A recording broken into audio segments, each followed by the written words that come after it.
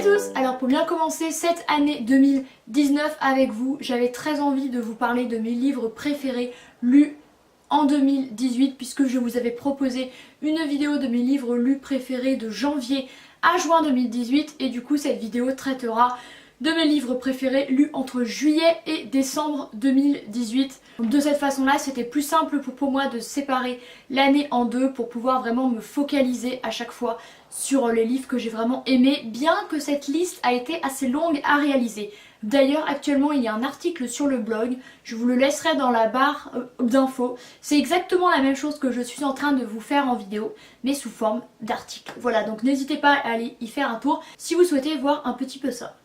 Du coup, de juillet à décembre 2018, j'ai sélectionné 7 livres qui m'ont vraiment bouleversée, qui m'ont émue, que j'ai adoré. Mais la liste, encore une fois, a été très longue à réaliser, donc je pense que c'est celle qui est la plus représentative des livres que j'ai préférés à cette période-là. Alors le tout premier que j'ai lu, et il n'y a pas d'ordre particulier, il s'agit de L'échange de Rebecca Fleet.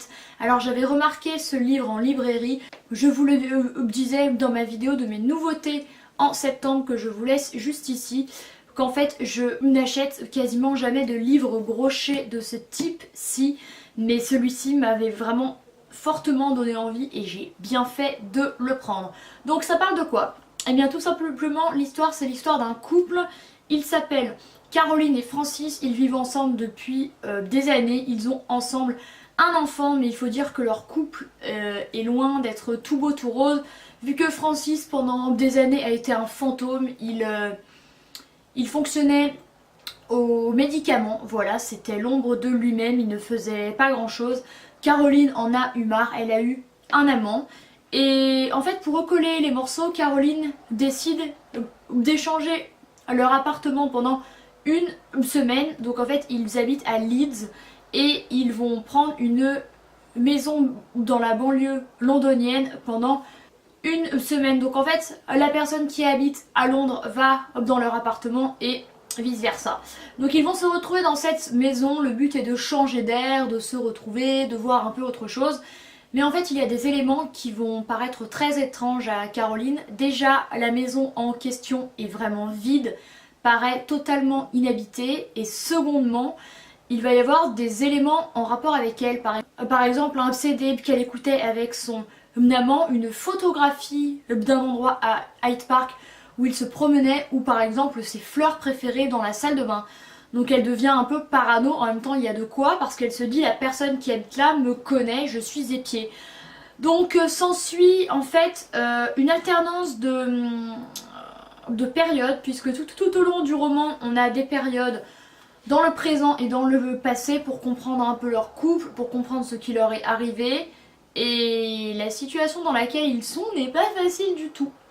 Voilà, mais c'est un roman très intéressant dans lequel le lieu a une importance toute primordiale et c'est hyper intéressant, c'est haletant parce qu'on se dit que la personne en fait qui épie Caroline est actuellement dans leur appartement, donc c'est assez flippant. Mais c'est vraiment super intéressant, j'ai lu ce livre super vite, je crois qu'en 2-3 jours c'était fait.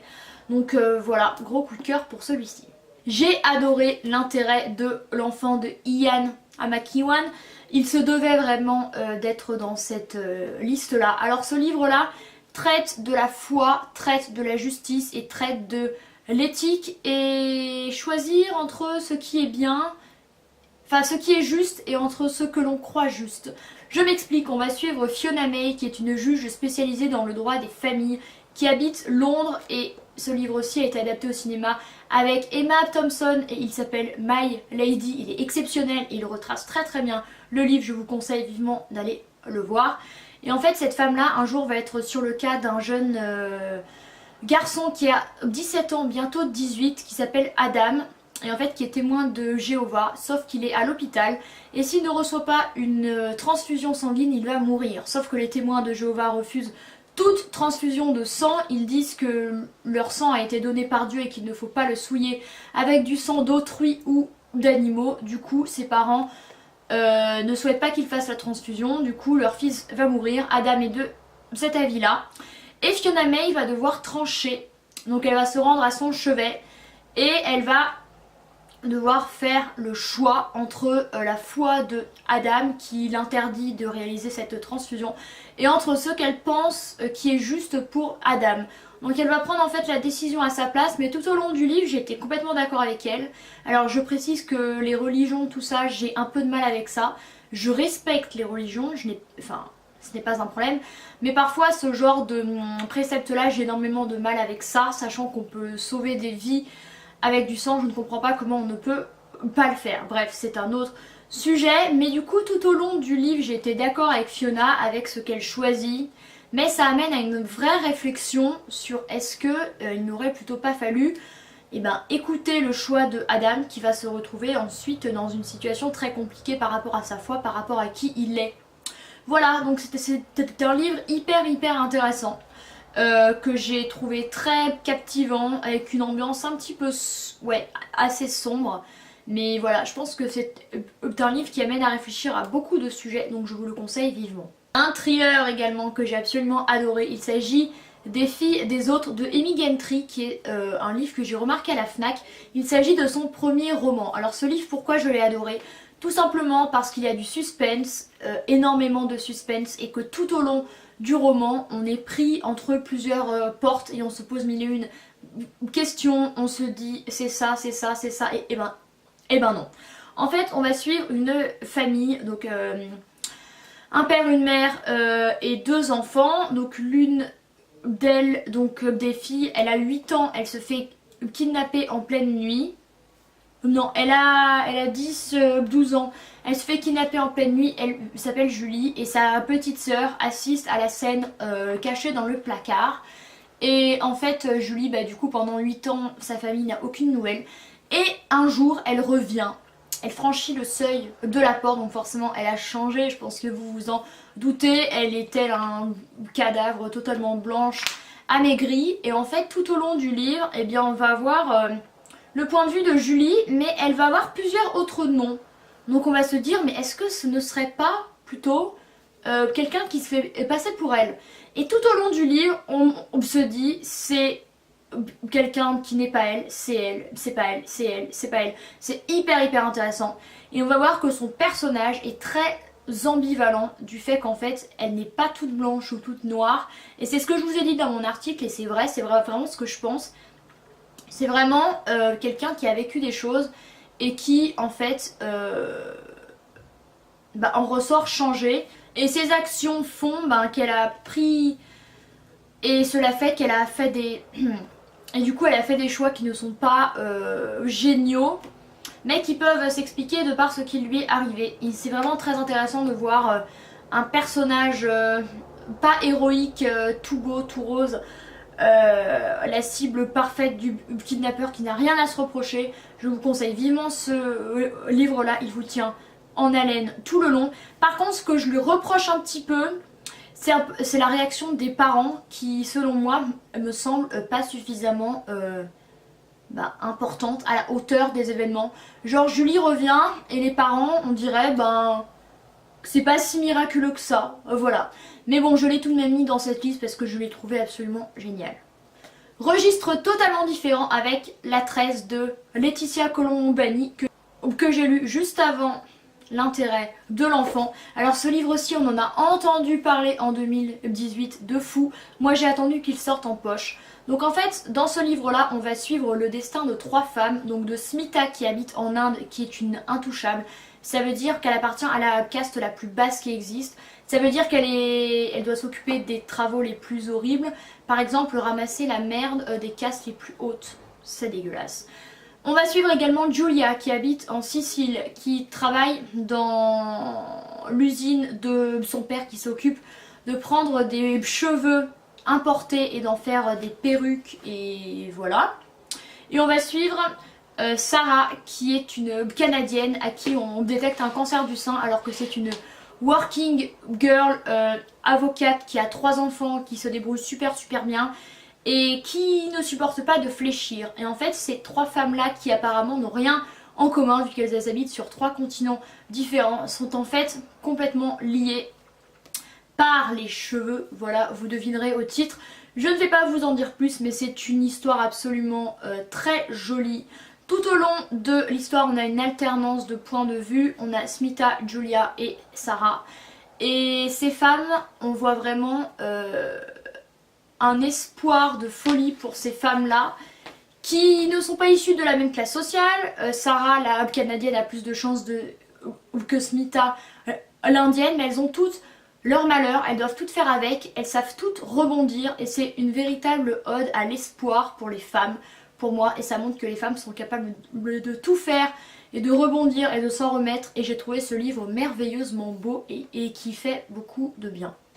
J'ai également mis dans cette liste La fille d'avant de J.P. Delaney. Je devais mettre ce livre-là que j'ai adoré. Alors encore une fois, comme l'échange, le lieu a une place très très grande dans ce livre, puisqu'en fait, encore une fois, il y a une alternance de points de vue dans ce roman-là. On va suivre Emma qui en fait aménage dans une maison très très particulière, le One Folgate Street, qui est une maison ultra moderne, qui est dépouillée de tout. Et pour que les locataires y habitent, ils doivent signer des règles, 10 milliards de règles, comme ne rien changer à l'intérieur, ne pas ajouter de meubles, ne rien faire traîner par terre. Donc un peu la dictature. Pourtant, il y a des locataires qui acceptent et qui doivent être sélectionnés par l'architecte de cette maison qui s'appelle Edward Mumford. Et Emma, du coup, va habiter dans cette maison-là. Emma a vécu un traumatisme puisqu'en fait, elle a été cambriolée avec son copain qui s'appelle Simon. Donc elle veut changer de lieu pour repartir de zéro. Sauf qu'il va arriver quelque chose de tragique à Emma. Donc ça, c'est quelque chose qui se passe deux ans avant l'arrivée de Jane, qui est du coup un autre point de vue d'une jeune femme qui elle aussi va être locataire au One Folgate Street, du coup 2 ans après Emma, qui elle a vécu une fausse couche. Donc également ce nouveau départ est très très important pour elle, et en fait il va se passer des choses similaires pour les deux femmes. Ce lieu va avoir une importance prépondérante sur elles et sur leur avenir et sur comment elles vont être. Alors ce livre est hyper génial, il est haletant, il est franchement, moi je l'ai lu vite, je l'ai adoré et franchement il est passionnant, et cette maison fait super flipper, mais alors qu'est-ce qu'il est génial. Et ces deux femmes vont être toutes les deux du coup à 2 ans d'écart en relation avec Edward, donc l'architecte. Elles vont en apprendre un peu plus sur lui, comme quoi il a créé cette maison après la mort de sa femme et son fils, donc un truc quand même un peu macabre. Elles vont toutes les deux être en relation avec lui et voilà, il va se passer des choses, c'est super intéressant. L'avant-dernier livre que je souhaitais vous mentionner mais que je n'ai pas avec moi, je vous le laisserai en visuel ici. Il s'agit du manuscrit inachevé de Franck Tillier, qui est son tout dernier né, qui est sorti en mai dernier et que j'ai lu en octobre.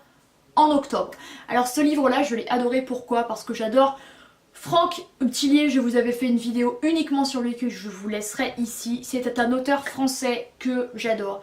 Et dans ce livre-ci, il y a encore une enquête ultra passionnante sur en fait une sorte de trafic. Encore une fois, il adore ce genre de thème. Et surtout, il y a une mise en abîme d'un écrivain, puisqu'en fait Franck Tillier écrit un manuscrit qu'a écrit un écrivain qui lui-même écrit sur une écrivaine. Voilà, c'est assez compliqué, mais on s'y fait. Donc en fait, cette écrivaine s'appelle Léane Morgan. Elle se fait appeler Enaël Mirror, puisqu'en fait elle signe des romans très sombres et elle veut faire penser à son public qu'elle est un homme pour que ça passe mieux. Et cette femme-là, du coup, a un mari, a une fille. Et au tout début du roman, sa fille Sarah, âgée de 17 ans, se fait kidnapper. Et en fait, pendant 4 ans, son mari et elle donc, vont divorcer entre temps. Son mari va garder espoir, va continuer de chercher sa fille. Léane, quant à elle, continue d'écrire. Elle écrit même sur sa propre histoire et elle est persuadée que sa fille est morte, sauf qu'on ne l'a toujours pas retrouvée. Donc on va suivre ça qui se passe en Bretagne et on va suivre une autre partie de l'enquête qui se passe vers Grenoble et Chambéry, où un cadavre d'une personne va être retrouvé dans une voiture d'un jeune homme en fuite, d'une jeune fille qui est morte et qui a les poignets donc aux mains, mais qui ne lui appartiennent pas. Donc en fait on lui a sectionné les poignets et on lui en a mis d'autres. Voilà, c'est absolument répugnant, merci Tillier. Et en fait cette découverte là est complètement liée à Sarah. Donc Léane va retourner en fait dans sa villa de Berck-sur-Mer où ils habitaient tous, suite à un accident de son mari qui s'est retrouvé amnésique. Et en fait elle va retrouver dans sa voiture à lui un petit papier où il y a écrit « Elle est vivante ». Donc elle va partir en enquête pensant que sa fille est vivante. Il va se passer pas mal de choses. Ceux de Grenoble vont monter en Bretagne, elle va aller jusqu'à Lyon, jusqu'à Grenoble. Il va se passer plein de choses. C'est encore une enquête très palpitante, très sombre, mais c'est hyper intéressant, c'est hyper prenant. Et c'est du Tillier et franchement j'ai adoré ce livre. Je crois que le pavé de 600 et quelques pages, j'ai dû le lire en 3 jours. Voilà. Et le tout dernier livre que j'ai adoré de juillet à décembre 2018, c'est Poppy et les métamorphoses de Laurie Frankel, qui a été une révélation de folie, que j'ai lu assez vite, que j'ai absolument adoré. Je l'ai même passé à ma mère. On remarquera la tranche totalement fissurée, merci. Tellement que je l'ai aimé en fait. Alors, vu qu'en fait on va suivre une famille qui a 4 enfants, qui rêve d'avoir une fille, vu qu'en fait il s'agit de 4 fils. Sauf que non, manque de bol, c'est encore un garçon qui s'appelle Claude. Mais ce petit garçon qui grandit, et ben à 3 ans il va mettre des robes et il ne va pas du tout se sentir petit garçon. Donc ses parents sont assez stupéfaits, mais ils n'en laissent rien paraître. Ils vont l'autoriser à s'habiller en fille à la maison, mais à l'école il doit porter des pantalons. Jusqu'à ce qu'en fait Claude grandisse, 5 ans, 6 ans, et il ne veut plus que porter des robes. Donc il le laisse faire, et en fait c'est vraiment le soutien d'une famille envers du coup leur enfant qui est complètement différent. Et c'est un livre absolument magnifique parce qu'on va voir ses frères qui le soutiennent complètement. Donc Claude va devenir Poppy, d'où le titre du livre. Ils vont déménager à l'autre bout du pays pour que Claude, aka Poppy, puisse complètement s'établir en tant que petite fille et que personne ne sache qu'il s'agit d'un petit garçon et qu'elle puisse grandir tranquillement. Donc ça va être un nouveau départ pour la famille. Ça ne va pas être chose facile pour les 4 enfants précédents, mais ils soutiennent tous Poppy. C'est un roman hyper bienveillant, sans jugement, c'est absolument magnifique. Donc bien sûr on va suivre le fait que c'est compliqué pour Claude aka Poppy d'être qui elle est, c'est compliqué pour les parents, forcément il y a beaucoup de questionnements, mais tout ça se fait de façon mesurée et bienveillante. Bienveillante, c'est le mot qui me vient à l'esprit quand je parle de ce livre, parce que à aucun moment il la force à mettre des pantalons parce qu'elle a un pénis et qu'il faut qu'elle s'habille en garçon, pas du tout. Et j'ai trouvé ça absolument fabuleux qu'on parle de la théorie du genre dans un roman contemporain qui se passe aux USA, qui est un pays comme la France dans lequel il n'y a que 2 sexes reconnus de façon officielle, masculin ou féminin. Mais j'ai trouvé ça très bien que ça se passe aux USA, dans un pays un peu comme la France, où tout de suite quand on sort un peu des clous c'est compliqué. Voilà, on est très vite jugé, et malheureusement. Et une partie du livre se passe en Thaïlande pour montrer à Claude qu'il y a le 3e genre et qu'il peut être qui il veut. Et j'ai trouvé ça mais juste magnifique, vraiment. C'est un livre qui m'a bouleversée. Alors je pense quand même qu'il faut avoir une ouverture d'esprit, enfin il faut être quand même tolérant et ouvert d'esprit sur la question, parce que sinon ça ne va pas vous plaire du tout. Après je pense que même si vous ne connaissez pas grand chose à la théorie du genre, que vous êtes persuadé qu'on est petit garçon ou qu'on est petite fille et qu'on restera garçon ou fille, eh bien je vous invite à lire ce roman parce que ça va vous apprendre plein de choses et que ça fait du bien et que c'est écrit de façon bienveillante tout en apprenant des choses, et c'est un petit bijou. Voilà, je l'ai adoré.